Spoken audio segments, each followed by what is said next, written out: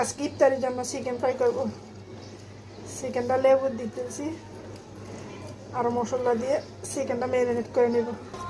লেবুটা দিয়ে মাইখা নিতেছি। আমি চিকেনের সাথে লেবুর রস দিছি, গুঁড়া মরিচ দিছি, গোলমরিচের গুঁড়া দিছি, স্বাদ মতো লবণ দিছি। এখন একটু এখানে আমি সব মশলা গুঁড়া করে রাখছিলাম ওটা দিয়ে দিব। গরম মশলা সামান্য একটু আদা দিয়ে দিব, দিয়ে এখন ম্যারিনেট করে নেব। আমার মাখানো শেষ। এখন এটা আমি 20 মিনিট রেস্টে রাখবো। চিকেন ফ্রাইর সাথে পোলাও দিয়ে খাওয়া হবে, তাই এখানে পোলাও রান্না করতে আসি। মশলাটা দিয়ে দিবি, সাথে কাঁচামরিচ। আমি রাইসটা দিয়ে দিছি, এখন আদা দিয়ে দিব, আদা বাটা।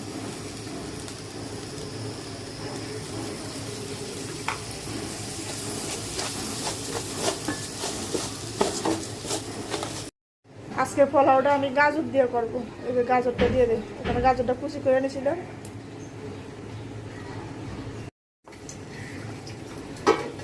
গাজরটা দিলে পোলাও দিতে অনেক সুন্দর কালার আসে, দেখতেও ভালো লাগে, বাচ্চারাও খাইতে চায়। আজকে আমি লাচ্ছা সেমাইয়ের পুডিং বানাবো। এখানে 3টা ডিম নিছি, ডিমের সাথে চিনি দিয়েছি, দুধ দিছি, দিয়ে ভালোভাবে ম্যারিনেট করে নিতেছি। সেমাইয়ের পুডিংটা আমি বসাই দিতেছি চুলার ভিতরে। যে পাত্রের ভিতরে বানাবো ওই পাত্রের ভিতরে পুডিংটা ঢাইলে নিতেছি। এই যে আমি এখন পুডিংয়ের সেমাই দিয়ে দিব।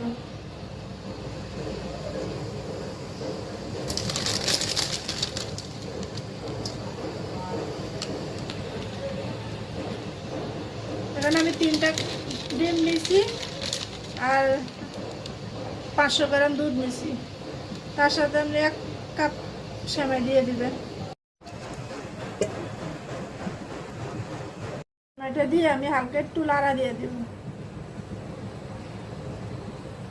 এই যে এভাবে।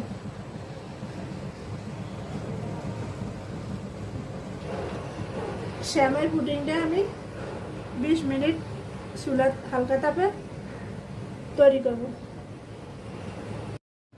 আমার পোলাওটা হয়ে গেছে, এখন আমি একটু ঘি দিয়ে দিব। ঠান্ডা না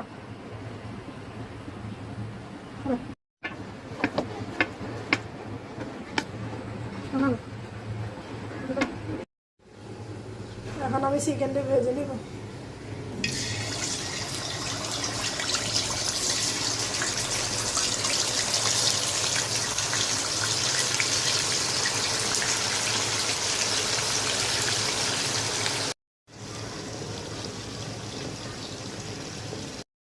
আলহামদুলিল্লাহ, আজকের আমাদের ইফতারি রেডি হয়ে গেছে।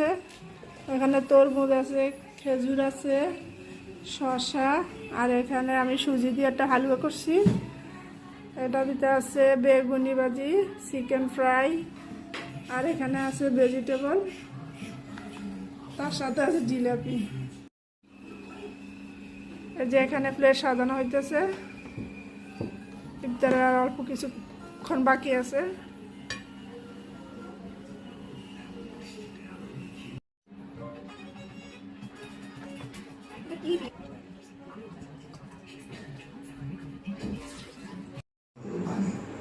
চিকেন বা মাংসের মতো কোনো পুষ্টিকর খাবার তালিকায় নেই। এটা দুপুরের খাবার। আজ ভাত, পাস্তা আর 2টা টর্টিলা দেওয়া হয়েছে।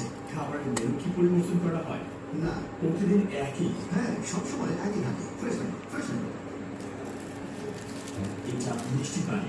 আমি নিজেই এটা খেয়ে একটু স্বাদ নিয়ে দেখব। বন্দীদেরকে হাত দিয়ে এগুলো খেতে হয় এবং প্লেটগুলোকে ভালোভাবে